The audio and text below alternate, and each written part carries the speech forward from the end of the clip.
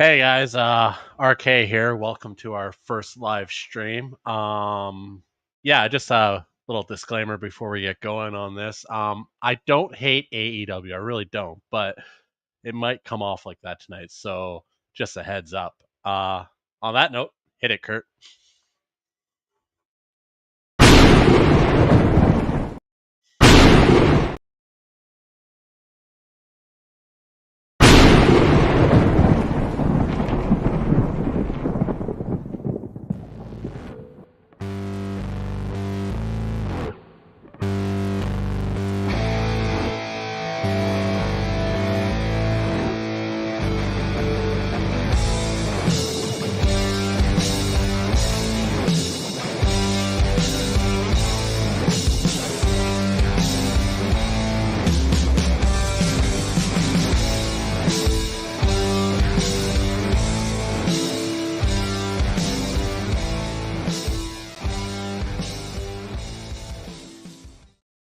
What's going on, everybody? Welcome to our first ever live stream here on the YouTubes.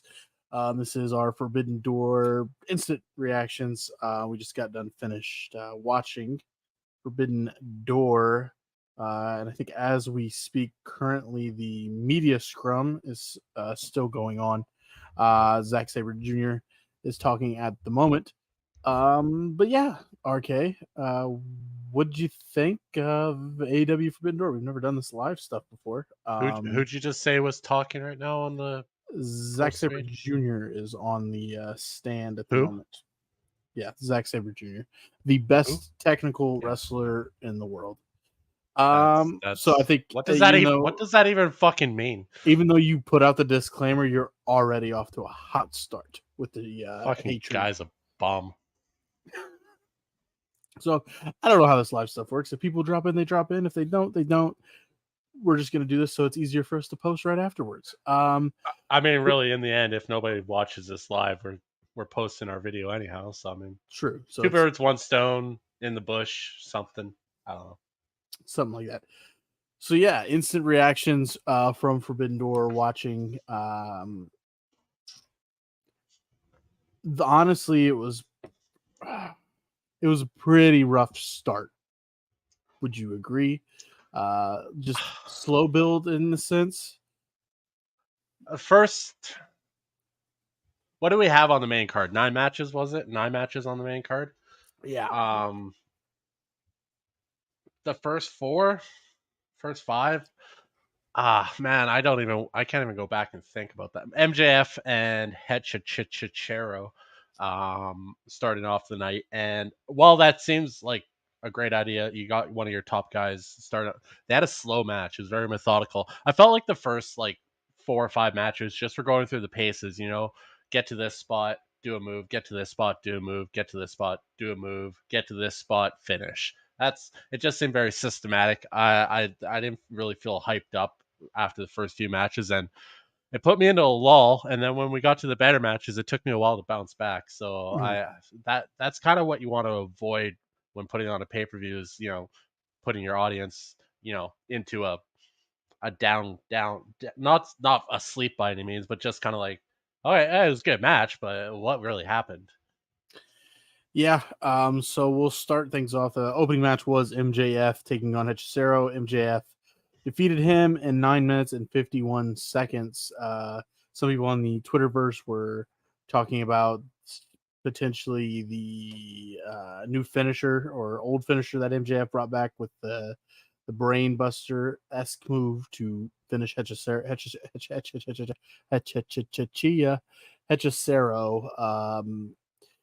I kind of wanted that match to go a little longer and have a couple more big spots. It didn't. MJF though picked up the win. Anything to add with that one, or shall I continue? I'm grateful that we got to the end of the show where they had MJF on the screen watching the main event, and that it's kind of hopefully pushing MJF back to, hey, I want my fucking title back. Right, that's what I said from the beginning. I'm like, why are Samoa Joe and MJF doing these mid card things, man? They're former champions and they haven't even pushed to get the title back. Even after Joe lost to Swerve, nothing. Nothing. It was weird. Up next was the Elites, Okada Matthew Jackson, Nick Jackson, taking on Hiroshi Tanahashi, the ace of New Japan, and the Acclaimed. The Elite are going to pick up the win here. I'll let you take this one. Tanahashi, absolute legend. It shows why he's not wrestling anymore. He just did not look. He looked gassed right off the hop. It was weird. He had some cool spots, but I mean, it wasn't really anything like. It was they threw him in there as a nostalgia thing. Tanahashi versus Okada, get that stare down. I liked some of the little mind games Okada played off the hop with Tanahashi. It was kind of fun. I do believe during this match, though, I said this is probably the worst Young Bucks match I've watched in a long time from the Young Bucks, and I've become a huge Young Bucks fan. But this match was it just felt thrown together, and it didn't really like the Acclaimed against I don't understand the whole concept by this. Currently, real quick on the stage, we have the still the champion Tony Storm. They just left. I will update here in a minute. I was a little late. They were doing a little dance number when I tuned in to double check on them. So we'll get to that match later. But as you were saying. Yeah, no, it's fine that you cut me off from that because that's about how I felt. It just felt there wasn't anything. Again, it just felt like they're going pace to pace. Get to this spot, have the Okada do his thing where he just the best part of this match was Max Caster absolutely roasting the Young Bucks and Okada with his rap. That was the best. And the Young Bucks promo video before, like, really honestly, those are the two best parts of the entire match was before the match even started. The fact that they said that the Young Bucks have taken Okada and destroyed his career, I couldn't agree with more in a way, because the way they've been using Okada is kind of I said it last night on our predictions, is this guy's supposedly the best in the world, and this is how you're using him. So yeah, agree with that. We had the Bryan Danielson, Shingo Takagi, Owen Hart Foundation men's quarterfinal match. This match went 20 minutes, 19 seconds. Bryan Danielson gets the win over Takagi. I thought this was a good match. I kind of am over the Bryan Danielson overselling the neck injury every single time. As soon as they did it and the doctor rushed over, AEW. Oh, yeah. Doctors are right away. It's an angle. It's not real. Because later on in the show, we actually saw a part where Top Flight guy that was in the ladder match, Dante Martin, he actually looked like he took a really serious hit off the leg there, and it's like, oh, he might actually be hurt. The doctors aren't rushing to him. So nonetheless, this was all an angle again. They're really selling the neck thing, and I don't understand why they keep selling it. Yeah, it worked for the Ospreay match, but this match, I don't get it. Now he's supposed to move on to the next round, and they're going to sell the neck some more, but if he ends up winning it, is this all, he did it all with his neck all messed up? Like, I don't really think it matters. It's Bryan Danielson. Get him one last main event match at All In and forget the neck angle. Let's just see Danielson do what Danielson does and be one of the best wrestlers in the world. There was moments in this match though where I'm like, ooh, because I was pumped for this match because of Takagi, and going in, and then it was a technical match to start, but I'm like, okay, this is cool. They are too technical. Takagi can go all styles, and he proves it here. But there's a few moments in the match where I was like, oh, Danielson's picking it up after he broke his neck in mid match, and then all of a sudden he started going full speed and going like old Bryan, which is, again, I hate when you have a major angle like that, and then 5 minutes later in the match he's perfectly fine, and then it's just. It doesn't make sense to have that kind of an angle. Ospreay worked because it was at the end of the match. He ended up losing the match shortly afterwards. But this match went on for another 10 minutes after he hurt his neck. So it's just I don't know about that. Up next was the AEW Women's World Title match. Toni Storm defending against Mina Shikara. This match went 11 minutes 42 seconds with Toni Storm picking up the win.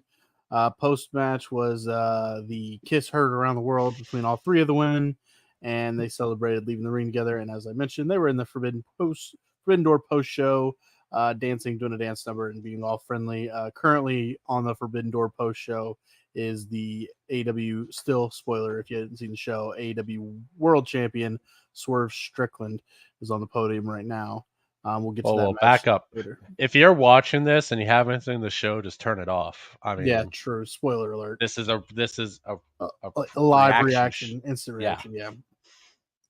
So Toni picks up the win in an 11-minute match over Mina. They're all friends now here at the end. They kissed. The kiss heard around the world, which Dave Meltzer said, there's the story for all you idiots out there. And one of the comments was, I've seen adult films with better storylines than just a kiss. So I thought that was pretty funny. They missed their opportunity here. They're dragging their stories on as they always do. They missed their opportunity to get Mariah to start doing the turn on Toni here. I get it, but at the same time, if she's going to continue to win the Owen Hart tournament, then maybe there, because she's only won one match, and that was tonight against Soraya. We didn't talk about any of the 0-hour matches, but so what? She's going to win the tournament, and then they're going to have like a half-day build up to their rivalry at the. No, it'll be building up to it, I think. Well, no, they're gonna drag it. They're gonna have the match. They're gonna have the match, and they're gonna kiss afterwards, and they'll just continue it going because it's the story, guys. They're. I don't know what the story is. Would you agree that that's probably the best? That's the next title defense for Toni. Yeah, but they should be planting the seeds deeper now. They've done tiny little bits, but now they should be. We got over a month until at Wembley, so there's time. I'm not saying they will. Are you confident after what we saw they do with the Devil story last year and it dragged out for 2,200 million years? Because Adam Cole got hurt. Yeah, exactly. No, I don't have any faith in AEW figuring out a story correctly. Remember your disclaimer. Just remember your disclaimer. I know. I said I was going to bury this shit. They should be making this move along. They're just dragging this out to have some weird fucking three-way kiss in the middle of the ring to appease to the younger male audience. Like, fuck off.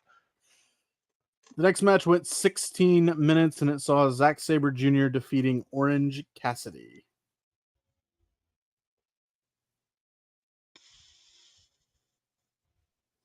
This sucked. It really sucked. I think neither of us are fans of Zack Sabre Jr.'s. People drool over his style. I was pausing there. I was pausing there because I was trying to pull something out of the match that I thought it was cool, but there really wasn't much. No, I did not. I went into this match knowing I wasn't gonna like it, so I don't think that helped any. And also the fact that I knew that. Well, I didn't know. I thought Orange Cassidy would win here. Did I not? I think that was my prediction, but I guess I was wrong. I guess they had to give one New Japan guy a win. Yeah, Naito later. Naito and Zack Sabre Jr. are the only ones from New Japan that actually got a win at Forbidden Door. Correct? Yeah, no, you are correct, but I'm just trying to think in my head. No, stop thinking. You're right. No, dude, that match. I want to say that there was something in it that I thought was cool, but I just really can't think of one single spot that stood out to me. It was just a typical Zack Sabre match. The reversal of holds over and over again with a little bit of the opponent's good offense mixed in tinily, but I mean, no. Up next, we had the 6-man tag team match between the Learning Tree, Chris Jericho, Big Bill, and Jeff Cobb. Hook, Shibata, and Samoa Joe were on the opposition. They're going to pick up the win over the Learning Tree.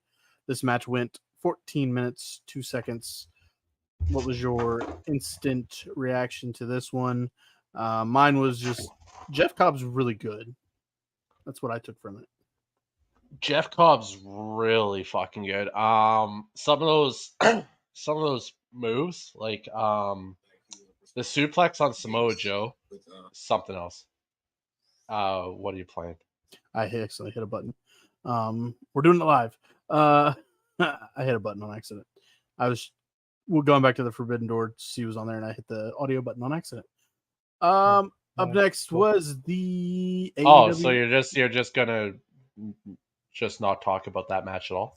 Wasn't the biggest fan of it, man. I'll just be honest. It didn't do much for me. It went 14 minutes, but the finish. Did you like the finish of Hook hitting the Judas Effect elbow on Jericho for the win? Well, there's the old adage of you never lose to your own finisher. I took it as Hook learned something from Jericho, even though he hates him. I guess. Yep. And I mean, I guess the big takeaway from this is we don't really want Jericho to retire. No. No. People hate this gimmick right now. I don't. I think it's hilarious. Hilarious. I did check Twitter and I was going through one of this guy's tweets and he's like, my takeaways were the Jericho verse can fuck off. Who could possibly care about any of that? It's good shit. I do. I care about it. It's the fact that Jericho can still get things over in 2024. You know, it's probably an AEW hardcore fan that doesn't like actual story. It's not. I know who this guy is. He's normally pretty. I agree with the majority of his stuff. Like since we've talked about this match, he said the Elite have to get serious. What are they doing and how they're acting is beneath them. I get it. I kind of am over the. There is some moments where it's cool, but this match really showed that it was dumb. That match night that they had, it's old. It's overdone. I'll do this match. He also said this here. The next match was the AEW. Shout out to AEW Root Beer. AEW TNT title ladder match. Jack Perry, Dante Martin, El Fantasmo, Konosuke Takeshita, Lio Rush, Mark Briscoe. 16-minute and 56-second match. Jack Perry, as kind of expected, picks up the win and becomes the TNT champion. AEW normally delivers on ladder matches, and this one was kind of not as good as past ladder matches in my eyes. It had the spots, but man, it was just kind of like, was the crowd not into it? I don't know. It was just I mean, I still think that the first 4 matches really took it out of the crowd. The crowd didn't seem into much of anything tonight. Even spots in the Jon Moxley Naito match are really quiet, and even in the Ospreay Swerve Strickland, there were some spots where they were really quiet. Yep. And it's just like, I don't know. This ladder match is fun. Ladder matches always are. I called it. I knew Briscoe was going to do something absolutely crazy. That's what this guy said. Mark Briscoe is still breathing, and he's still really amazing. That spot with the Sabu style chair jump over the rope onto the ladder, onto the jump off the chair over the ropes, senton onto a ladder that is over top of Takeshita, who's laying on a table. There you go. Yeah. That spot was crazy. Hey, shout out to our one viewer, whoever that might be. It's probably me. Oh, well, shout out to you for watching. Thank you. I'm just tuned in to make sure everything looks okay. And make sure it was sounding all right. This next match is going to draw a decent amount of conversation positively from both of us, I think. It was the AEW TBS positively, then negatively. The AEW TBS title, New Japan Strong Women's title match. Mercedes Moné versus Stephanie Vacour. They went 16 minutes, 51 seconds. It was a title for title match. And of course, Mercedes Moné picks up the win. But I think we both agree that the better wrestler lost in this match. If this doesn't make Stephanie Vacour an instant star, people are sleeping on her. I've fallen in love with her wrestling and everything since that tag match at New Japan Strong event in California, I think it was. Yes. So I thought she was amazing. I hear your audio. I hear it's probably us. That's what I thought it was. Yeah, we're tuned in. We're locked in. This match. Nonetheless, Stephanie Vacour, it was not good. It was. There's a lot of mistakes in this match. There was moments. Specify who made the mistakes. Mercedes made the mistakes. Yeah. And you know, most people are gonna, you know, all the people that claim and she's the biggest thing AEW's got and all this stuff and Well, all Tony just said that. and they're gonna say that Stephanie is the weaker talent and caused Mercedes to create these mistakes. They had a spot where they were gonna do a double kip up. Stephanie Vercur nailed it. Mercedes flubbed it. And I was The going to say, bridge up off the oh yeah, pin, that. Wow. fucking not even halfway up, a quarter of the way up. Mercedes couldn't do it. I mean, don't be trying to do this shit if you can't do it. And also, Stephanie was hitting all her spots. She did some crazy shit in this match. She did that top rope springboard dive out to the Mercedes. Like everything she did looked good. Stephanie Vercur, she's 31 years old. She is a big thing in Mexico CMLL and everything.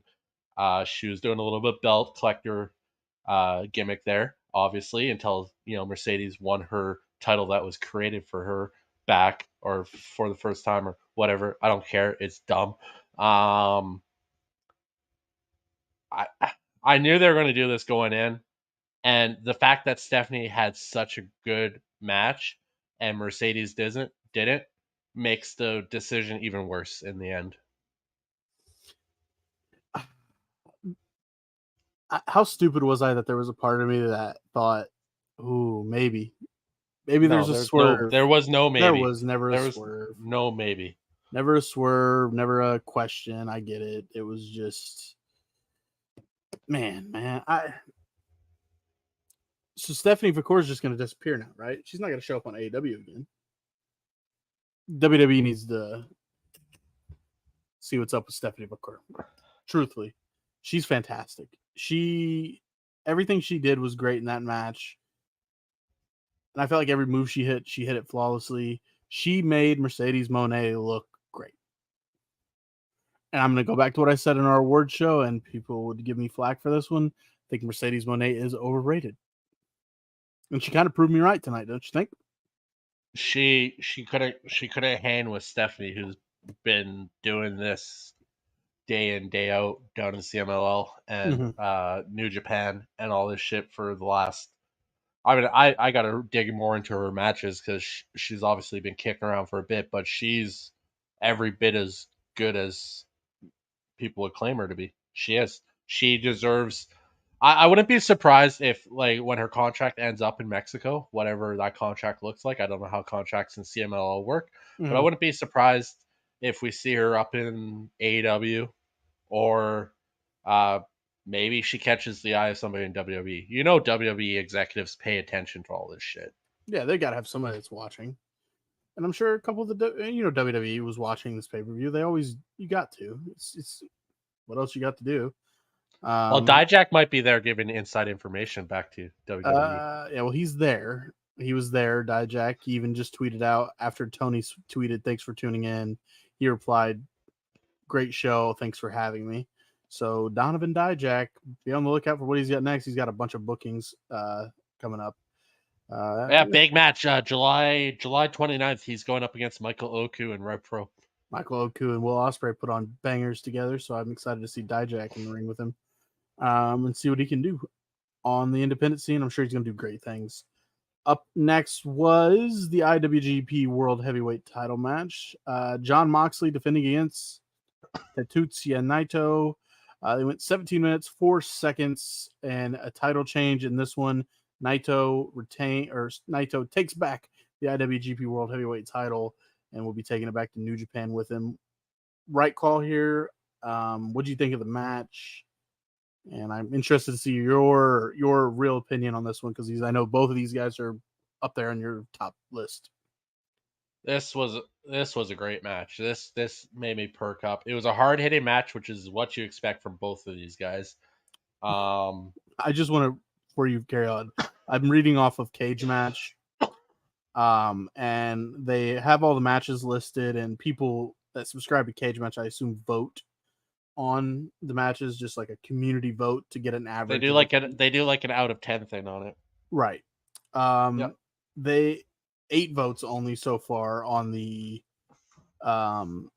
Mercedes Moné Stephanie Vercor match, and they are giving it an 8 out of 10, if that's what it's out of 10, you say. 13 votes have been cast for the IWGP World Heavyweight title match, and it's sitting at a 4.57. Wrong. Wrong. Just like it is wrong. So wrong. No, I'm saying that's wrong.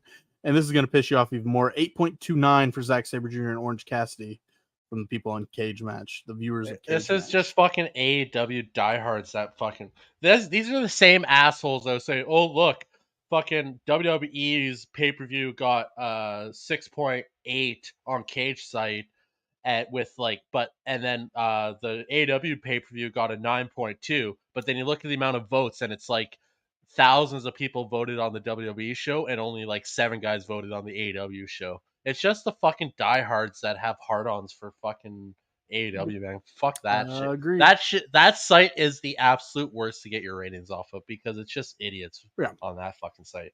So yeah, go ahead. Sorry to cut you off, but I thought you'd get a kick out of seeing what people have already voted. Yeah, it's bullshit. That match was hard hitting. They're probably just a little upset that Moxley didn't bleed for once. I was shocked. Everything, the mind games played in this match were perfect. Naito doing what Naito does, and Moxley, it was playing into that, get Moxley pissed off, make him make a mistake, and Moxley, just hard hitting match. This was a fun match to watch. It's exactly what you expect from these two. I'm a huge fan of both, so yeah, I'm gonna be biased on it, and I enjoyed this match more than any other match on this card up to this point. And Destino, yeah, prettiest finisher in wrestling, man. That I love seeing that finisher. Prettiest, you think? Also, what's that? Yeah, prettiest. I'm taking that Soul Snatcher by Sol Ruca. I just think that thing looks really nice. It does, but the Destino, it's the same kind. It's a floating move because he literally floats over the guy and then, it's so good. Anyways, nonetheless, JR was on commentary for this, so we popped. Bravo, JR. Always. He was in hospital earlier this week with breathing issues, so glad he was able to make it. There was a couple moments during the matches that he was commenting, and we're like, okay, JR. And we're like, but it's JR, so he gets past. Gets past. He gets past. It doesn't matter.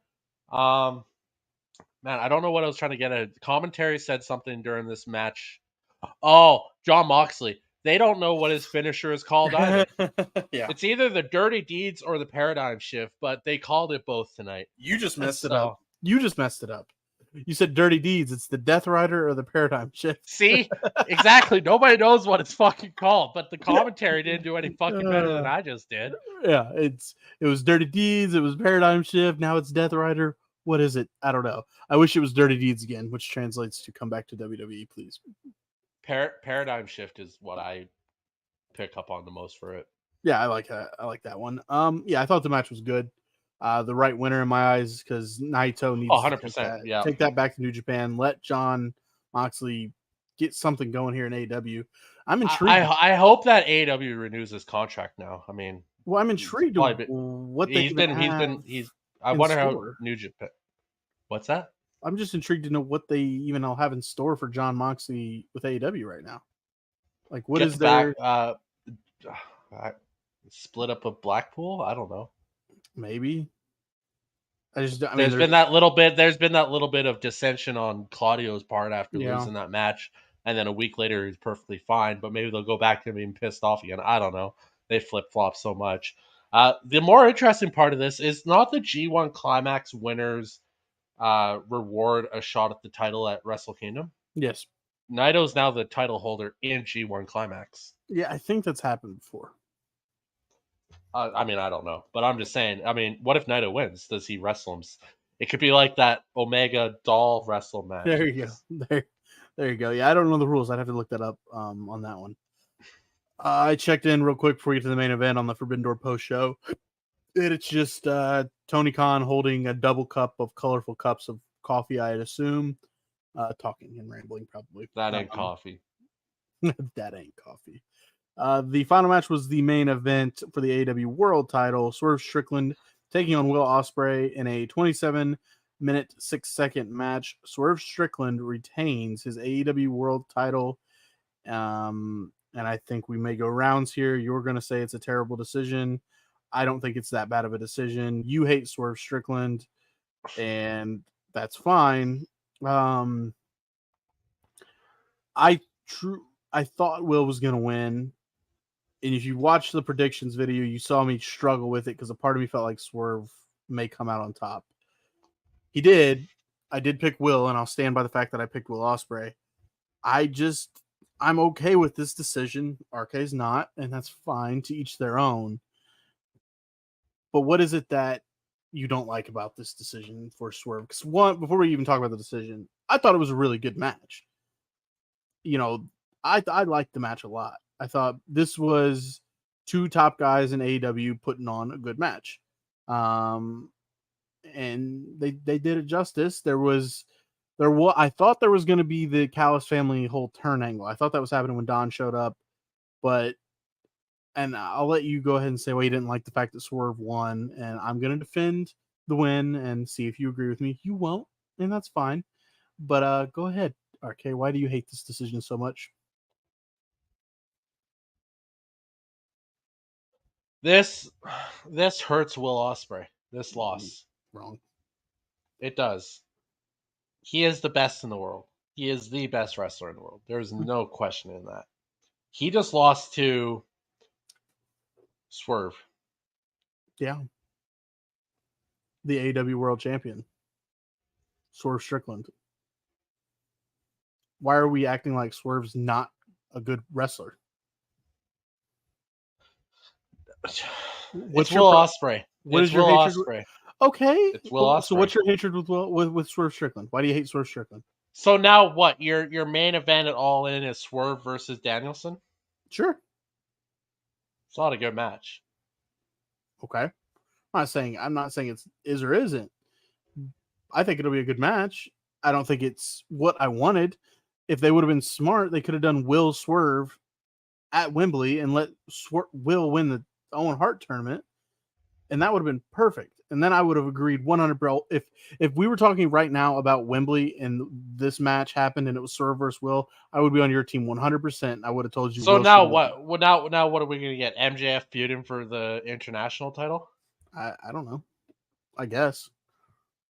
I'm not in charge of the booking. So what? Will Ospreay's back to just being mid card? Sure. I mean, I wanted. Did you not bring Will Ospreay into AEW to be a needle mover? Sure. I just want to point out that Bryan Danielson, who has been regarded as one of the best wrestlers in the world, correct in your eyes too, right? At one point in his career, and when he came to AEW, he still had some momentum. He was only WWE champion because the fans willed it to be. Right. Bryan Danielson has never won a title in AEW. No. None. Did he need one? Does he need one? No, because he's not that guy. I don't think Will needs to be AEW champion yet. And the disrespect for Swerve Strickland is out of control from you. And I don't know Will Ospreay does need to be that guy. It needs to be like Omega. They had Omega positioned as the belt. He's not Omega with 4 belts. He's not Omega. He's not Omega. You know what? Let's do it. Will Ospreay is the best wrestler in the world. I agree with you. I can't argue that point. But his matches are the same fucking thing every time. It's the same thing every time. I'm sorry. It is the same damn thing. Is it not? We're going to slow build it. We're going to get going. We're going to do a flip off the ropes. We're going to kick you in the face. Turn? I'm over this because you're disrespecting Swerve Strickland like he doesn't put on good story matches. Like he doesn't actually go in the ring. He's charismatic as hell and he's over. But you don't like it because your fave didn't get the win. Yes. Am I right? I'm right. Also, just because of who Will Ospreay is, you need to position him as your top guy. You need to position him as your top guy. He is. He is the top guy. Swerve doesn't get eyes on your business. I was gonna get to the point here. Yeah, he does. Swerve's not that fucking bad. I don't understand where the disrespect for Swerve Strickland's coming from you. Will Ospreay is the best wrestler in the world, but he's not a killer.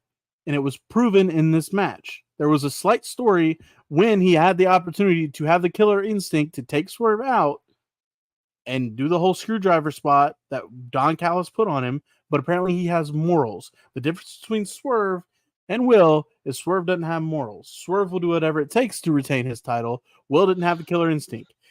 He could have hit the Tiger Driver move. Instead, he did the Stormbreaker. He couldn't do it. He couldn't hit the Tiger Driver later.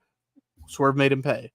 Don Callis gave him the opportunity to use the screwdriver, and no matter what, it would have been dirty, but he could have took Swerve out that way and got the 1-2-3, but he didn't because he didn't have the killer instinct to win the title. That will change. I thought it could have changed tonight. You said it, and I both said it while watching it. He's going to have to hit the Tiger Driver to put him away. He didn't. He's going to have to get back there, and he'll do it. I'm pissed that this match happened at Forbidden Door. It should have happened at Wembley Stadium. They have backed themselves into a corner now.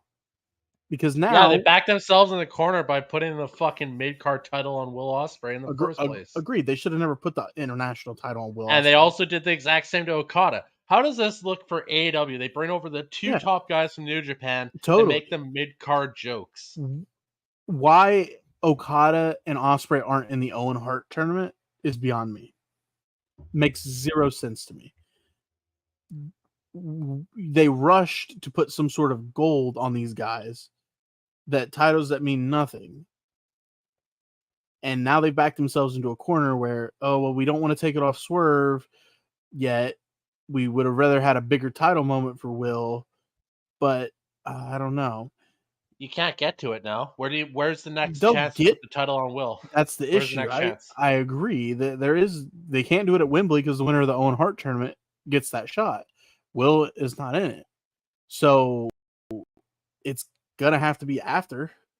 And now that I'm thinking in real time here, is Danielson's gonna beat Swerve at Wembley? You want Danielson to beat Swerve. Just for what? Just because Danielson deserves a title? That was more of a question. Is Danielson going to be the one to beat Swerve at Wembley? If he does, it's the wrong call.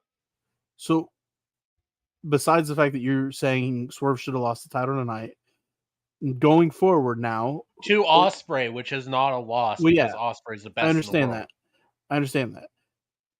It happened. Swerve's still the champion. Going forward now, you still think the only one that should take the title off of him is Will Ospreay? Yes. So, because that loss doesn't hurt Swerve at all. No, but you have your skeptic. You're still saying he's not a top guy. I'm not saying that he's not a top guy. He's just not bigger than Ospreay. No, he's not bigger than Ospreay. I agree with that. He is not bigger than Will Ospreay. But getting a win over Will Ospreay does kind of help. This really comes down to the fact that AEW booked this like shit. Totally agree with that. The fact that the main event was they put themselves in a horrible position. They gave the mid-card titles to the wrong guys. They booked this match at the wrong point. They could have had a bigger match at All In. Now you got Will Ospreay. Yeah, Will Ospreay MJF will be a big match, but it does lose a bit of luster because that is one of those matches that should have a title attached to it. It might. It'll have the international championship attached to it. Oh, okay. I'm sorry. That's not. I agree. And that's the same page. That's like I'm on. That's like if at WWE, Cody Rhodes actually went after Seth Rollins for the World Heavyweight Championship instead of the Universal title, or he went after. I choose my Royal Rumble win to go after Logan Paul for the United States Championship. Right. It's fucking dumb. The title that matters is the AEW Championship, and they fucked themselves. And that's why doing this weird fucking angle. I agreed with you I would if we were talking. But they should have just sucked it up, and they should have buried Swerve, which it wouldn't have been a bury. But they have no problem burying Vakur of another company, but they can't bury a guy when you got the best wrestler in the world and you have him competing out in mid-card fucking shit. They didn't even have the balls enough to have Don Callis just straight out have the family attack Will and take him out. They did some stupid fucking screwdriver. They did it in the worst possible fucking way. Kind of. It showed that Will didn't have the killer instinct and he had morals and he wasn't going to do that to win the title. To show that he wasn't going to cheat and have a cheap shot to win the title, and it cost him. He got caught. So you can say Will doesn't need a cheap shot to beat Swerve in any way whatsoever. And also on top of it, Will did beat Swerve. Where? The ref out, the pin, the fucking Happens 7 count. all the time. Come on. Nonetheless, Will beat Swerve. But they don't need. He doesn't need a cheat to beat Swerve. He's better than Swerve. I don't know about that. And still, whether you like it or not, and still. And now we're gonna have a shitty All In. Yeah, because they just at least the main event. They couldn't help themselves. I'm not saying Danielson Swerve won't be a good match, but it's not what it could have been. Ospreay versus Swerve at All In. If we were talking All In post show, like I said, and Swerve retained it All In and Ospreay lost, I'd be on your team 100% here. Hell, they could have done the angle of Ospreay winning tonight and then have Swerve pull some fucking weird rematch clause and screw the Owen Hart winner out of the title shot and have Will and Swerve 2 at All In or something. Yeah. Or they can find a way to get Will in the Owen Hart tournament. But still a wild card spot open, I guess. Yeah, but I guess the Bucks said that that's a member of the Elite, so it's got to be Hangman, right? I mean, unless Ospreay just forces himself in there somehow. I have no idea. He takes out Hangman when Hangman comes back. If they want to fix this, that's what they got to do. They got to get Will to somehow be in the main event to get Swerve and win the title. You're in Wembley, in England, yes. in Ospreay's home. Like, what are you fucking doing? All they had to do was not put a fucking title on Will and just let him be in the Owen Hart tournament, win that, and get the title shot at Wembley. And then in front of his home fucking crowd is when he beats Swerve. I mean, honestly, this Wednesday might just have Daniel Garcia beat him for the international title as well now. Well, I've seen a lot of people comment that one. Might as well. Fuck it. I mean, at this point, yep. They fucked creative on him, so just put him back to the bottom and have him build it back up. I don't know. But the disrespect to Swerve's got to stop. I thought he did fantastic in this match. I thought he's been doing. There's no disrespect to Swerve. I never once said I hated Swerve. If you actually go back a few shows, I did call him bump because I was pissed off at the time because Ospreay won. I'm more pissed off at AEW and their shitty fucking booking on this match. I can't argue with and how they got here. I can't argue with that. It should not have been Swerve versus Will here. It just shouldn't have been. It should have been somebody else. Because Swerve needs to win Will needs to win the title, not at a Forbidden Door. It should have been done at Wembley Stadium. If Swerve loses to anybody but Ospreay, it's a peg. It's knocking him down a peg. If he loses to Ospreay, I was gonna say he's probably gonna lose at Wembley to Danielson is what I was going with. And which knocks him down a peg. Danielson's on the end of his career. He's not on the same level as Swerve anymore. And I think it's gonna set up Ospreay Danielson too. And then there you go. You get that title match again, and I don't know. I don't know what the plan is. If this was WWE and they did that. First off, this was WWE. We wouldn't be talking like we are right now. But no, they don't book their titles in stupid ways. We'll have to wait and see what AEW comes up with. But I don't know. I am not looking forward to. I don't know. I'm not looking forward to Dynamite. I haven't been looking forward to Dynamite for the past 3 weeks. If the only redemption they get out of this is if they can somehow break Ospreay from Don Callis' family at this point. I think that's gonna happen. That's gotta happen, right? Just based on what we saw. I mean, and another thing about AEW that's really been pissing me off lately is all the love after matches between the opponents. I fucking hate that shit. You just fought it. Maybe once in a while, like, Undertaker, Triple H, Shawn Michaels, big time, huge emotional matches. But every match having your fucking opponents hug each other and kiss, get the fuck out of here. That's fucking stupid. Swerve versus Will, I was okay with just because they put on a pretty grueling match, and they're not big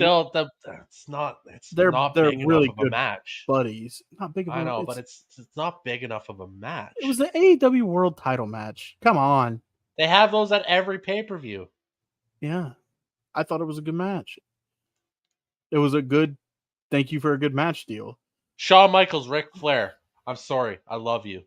That makes sense because you're ending Ric Flair's career. Are we comparing that to this?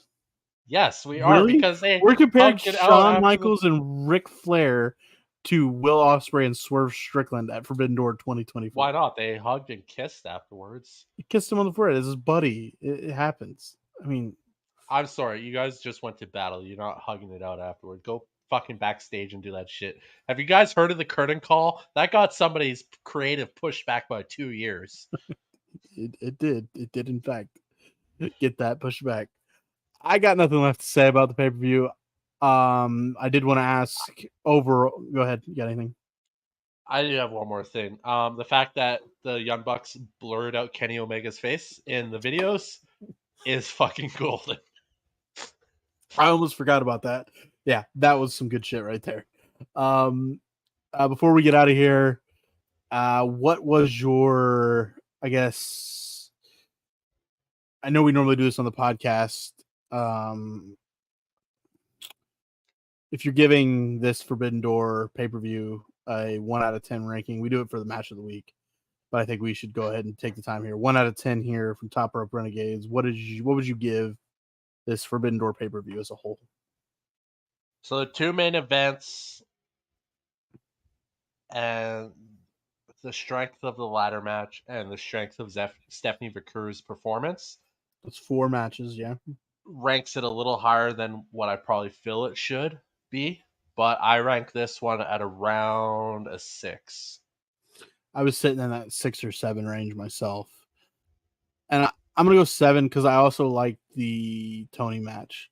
I like the Tony Storm match. I know you weren't the biggest fan of it. I liked it.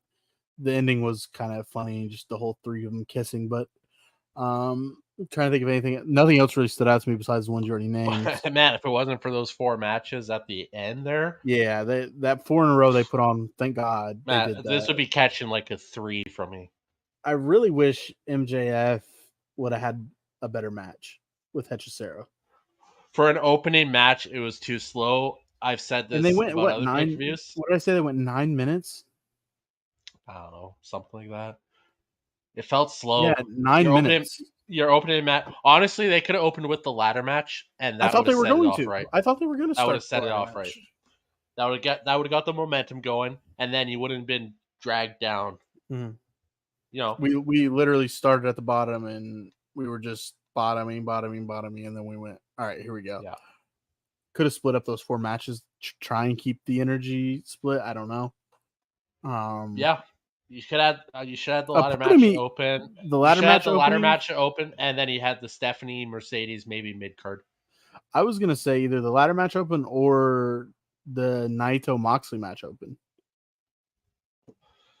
That's push. Those 2 matches were the right co-main event. Yeah, that's fair. Those are your 2 big titles. Okay, well, I don't really know how this works, so all I have to do is hit end stream. I'm not gonna hit it yet. We're gonna try and do this after every pay-per-view. Is that what we decided? We'll try to maybe to our watchers and whatnot, our subscribers. I mean, obviously I don't think anybody watched this one because we didn't announce we'd be doing it. Yeah.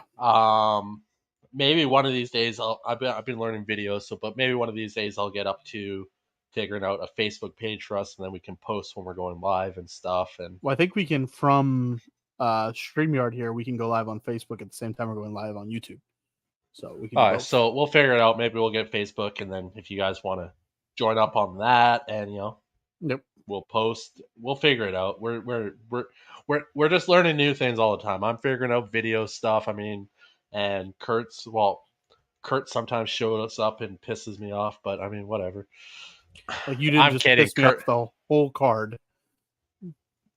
Sorry. I mean, outside of hating on Swerve Strickland, and it wasn't even really hate against Swerve Strickland. It was the hate against AEW. It was the hate against AEW. I know. You can't defend the first 5 matches of this card as being fucking great matches. Didn't plan on it. I like the Tony match, but that's it. That's all I liked. That goes to me liking the John Moxley Naito match more than anything else because I love those 2 wrestlers. So right, you're giving that your match of the night. Yeah, 100%. Yeah, I'm giving the main event my match of the night. All of that Hurricanrana on the fucking that was pretty barricade. Cool. That was pretty cool. Something I have not seen before. So Alrighty, You well, actually said it. One last thing. You said it during that. It's like, are we just spoiled because we've watched Yeah. so many great matches? Good matches don't seem as great anymore.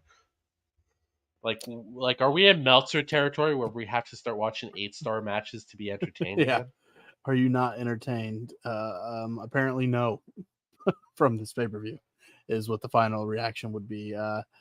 Well, with that being said, thank you so much for catching this video. If you joined the live, for the few people that did, and if you're watching this on replay, thank you so much for watching. Like, subscribe, hit the little bell thingy, leave a comment what you think the best match from Forbidden Door was in your opinion. And with that being said, we'll catch you in the next video. Thanks for tuning in.